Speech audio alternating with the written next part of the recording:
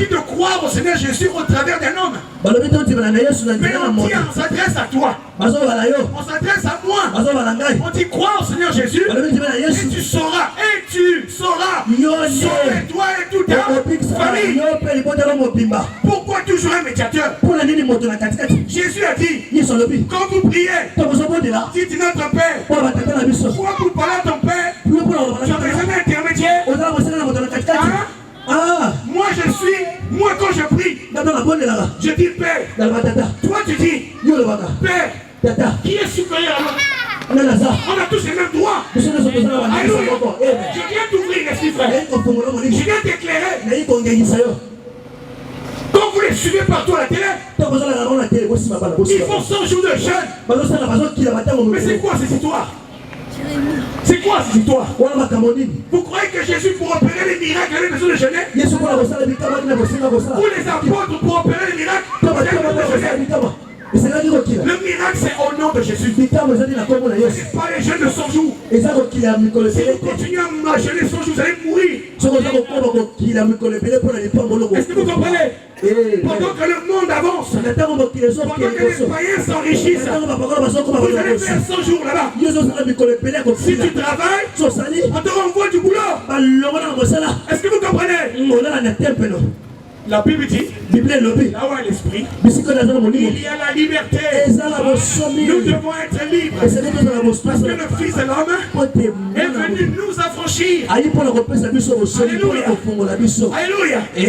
Ils ont créé beaucoup de paniers. Offrande de prophètes. C'est l'ancienne alliance ça. Jésus a dit à la croix, tout est accompli. Qu'est-ce qui est accompli? C'est la loi de Moïse. Il a dit tout ce que Moïse disait de moi. C'était ça. Écoutez-moi. Il y a un verset dans Romains 8 verset 1. Il n'y a donc plus de condamnation pour ceux qui sont unis en Jésus. La condamnation c'est quoi? C'était la condamnation sous la loi. Ne changez pas ces paroles de malédiction, frère. C'était la loi de Moïse. On ne se sent plus sous la loi. On n'est plus sous la loi, frère. On n'est plus sous la loi. Parce que la loi, dans Romains 8 et 3, la chair rendait la loi impuissante. Et Dieu a envoyé son fils Jésus. Il était sous la vertu du Saint-Esprit. Et par le Saint-Esprit. Et qui a vaincu le péché. Il a vaincu la chair. Romains 6:6. Notre vieille nature a été crucifiée à la croix. Vous entendez? Le plus important, c'est le royaume. Ce n'est pas la terre. La Bible dit, tout passera. Tout passera. Mais la parole, elle ne passera jamais. Yes. Qui est là ce soir? Aujourd'hui, les païens critiquent ces églises. Ils se moquent de nous. Vous comprenez? Ils se moquent de nous. Et ils disent que nous on perd notre temps. Ils se moquent de nous. Parce que l'église est devenue comme eux. Ils ont critiqué l'église catholique. Ils ont critiqué les protestants. Aujourd'hui, eux-mêmes ils portent des soutanes. Vous comprenez ça? Ils sont habillés en soutane. Ils ont des grosses croix. Alors ils ont critiqué ces choses. Aujourd'hui ils les portent. Yes. Frère, ce soir dis-toi que ce n'est pas moi qui t'ai appelé. Pour que tu sois affranchi. Pour que tu sois libéré du mensonge. Parce que ce sont les serviteurs du diable. Est-ce que vous comprenez? Tous les hommes de Dieu commencent à aimer la théologie. Parce qu'ils veulent sortir, ils veulent devenir des serviteurs de Dieu. On n'est pas serviteur de Dieu par la théologie. Est-ce que vous comprenez ça? On n'est pas serviteur de Dieu par la théologie. On n'est pas serviteur de Dieu par une science quelconque. Jésus dans Matthieu 19, il a dit, il y a les eunuques qui le sont dès leur naissance. La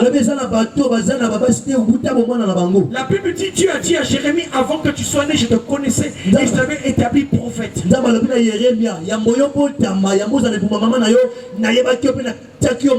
Philippe était assis et Nathanaël était assis sous un figuier. Jésus, Philippe est venu lui dire, Nathanaël, nous avons trouvé celui dont les prophètes ont parlé. Et il a dit ceci. Est-ce que de Nazareth peut venir quelque chose de bon? Philippe a dit, viens et vois. Et lorsqu'il arrive devant Jésus, Jésus lui dit ceci. Quand tu étais encore sur le figuier, est-ce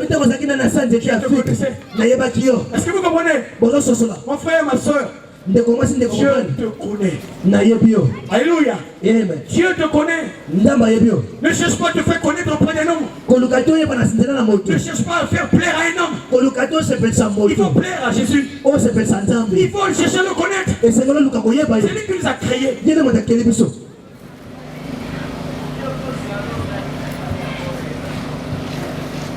Tu es là ce soir? Tu acceptes cette parole? Est-ce que tu l'acceptes? Est-ce que tu crois que c'est la vérité?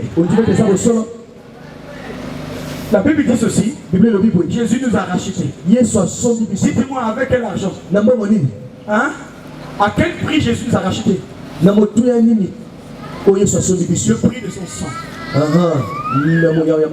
Qui a mérité cela? Personne. Vous comprenez? Il a donné sa vie pour toi et pour moi. Il a dit lui-même, pendant que tu étais pécheur, moi je suis mort pour toi. Donc avant que tu le connaisses, le Seigneur te connaît. Et il a payé le prix pour toi. Pour que tu sois sauvé. Pour que ta famille soit sauvée.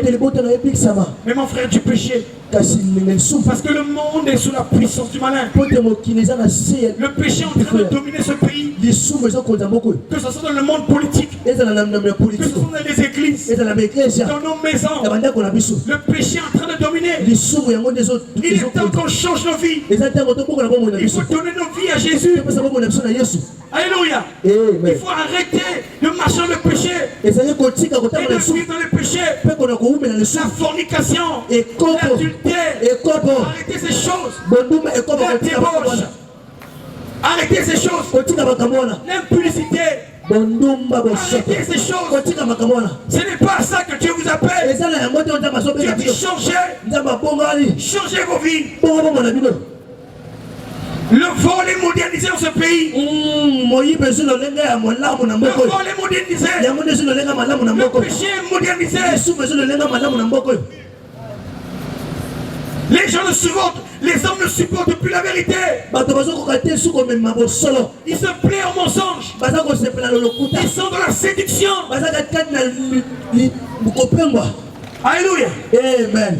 Ce soir, je veux que tu donnes ta vie au Seigneur. Si tu ne l'as jamais donné, je veux que tu le donnes. Ce soir, rends ta vie au Seigneur. Alléluia. Amen. Est-ce que tu comprends? Tu es là? Est-ce que tu es là? Alléluia. Amen.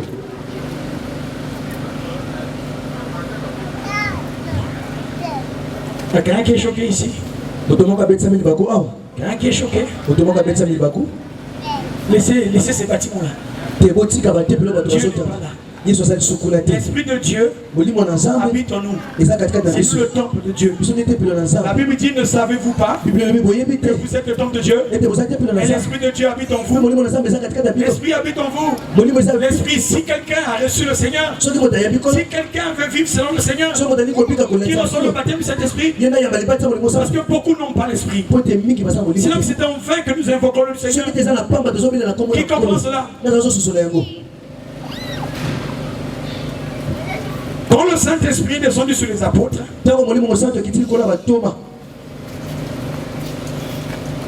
la Bible dit, Pierre a fait un discours. Après ce discours, les cœurs des gens étaient vivement touchés. Ils ont dit ceci. Que devions-nous faire? Pierre leur dit, répondez-vous, soyez baptisés et recevez le don du Saint-Esprit. La Bible dit le nom de ceux qui avaient cru était une multitude. Ils étaient 3000. Quelque temps après, dans Acte 10, il y avait un homme qu'on appelait Corneille. C'était un païen. L'esprit n'était pas arrivé sur eux. Écoutez-moi, lisez à la maison Acte 10. Il y a un homme qu'on appelle Corneille. Il faisait les aumônes. C'était un homme qui priait beaucoup. Et la Bible dit, un ange l'a apparu pour dire à Corneille, envoie un homme dans une ville à choper qu'on appelle Pierre, et Pierre viendra. Et lorsqu'ils ont appelé Pierre, Pierre est venu. Cet homme faisait beaucoup de monde. Je lui ai dit ceci, Corneille, tes prières et tes aumônes sont montées jusqu'à Dieu. Frère, lis ce texte à la maison. Cet homme donnait beaucoup de monde. Aujourd'hui, dans nos bâtiments, quand quelqu'un donne beaucoup, le pasteur devient son ami. Il commence à beaucoup prier pour lui. Lorsque cette personne n'a plus d'argent, ça devient quelqu'un qu'on met très loin. Est-ce que vous comprenez? Il suffit que quelqu'un ait l'argent, c'est lui qu'on commence à placer à la première place. Ces églises là, même si tu n'as pas l'argent, si tu es en costume, quand tu entres, tu n'es jamais derrière, on va te mettre devant. Parce que lorsqu'on te voit en costume, on voit que dans ta poche là, il y a de l'argent. Jésus ne regarde pas les apparences. Jésus, la Bible dit, ils sont de les cœurs et nos reins. Alléluia. Ils sont appelés partenaires dans l'église. Dieu les appelle amis du ministre. C'est une folle. Ce n'est pas biblique. Jésus n'avait aucun partenaire. Les apôtres n'avaient aucun partenaire. Ils prêchaient l'évangile gratuitement et librement. Et l'évangile est arrivé aujourd'hui jusqu'à nous aujourd'hui. Cet évangile était prêché sans partenaire. Mais Dieu a pris soin d'eux. Alléluia. Et cet évangile là, où il faut toujours de l'argent, sortez du milieu de ce peuple.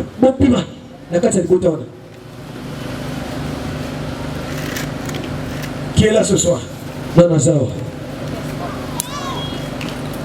La Bible dit ceci. Corneille était un homme qui donnait beaucoup de monde. Ça, j'aime ça. Et quand Pierre arrive, Pierre ne prie pas pour lui pour qu'il soit béni au centuple. Il y a des paniers qu'on met toujours devant là. Quand tu donnes, tu seras béni. C'est faux. C'est du mensonge. Alléluia. Que tu donnes pas, Dieu te bénira. Est-ce que vous comprenez? Mais Dieu, lorsqu'il a envoyé Pierre dans cette maison, de cet homme qui donnait le monde, le but c'était quoi? Que cet homme reçove le Saint-Esprit. Pour que sa vie soit comment?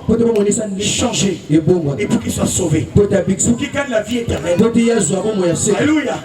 En passant, j'aimerais vous dire, nous sommes à la fin. Jésus revient bientôt. En fait, prépare-toi. Le retour du Seigneur, c'est bientôt. Que tu es éternel. Tu vas mourir, mon frère. Mais où iras-tu? Alléluia. Quelle est ta vie de chaque jour? Le Seigneur vient chercher l'église, la véritable, celle qui est sanctifiée, celle qui a donné son cœur entier à Jésus. Lève-toi, on va prier.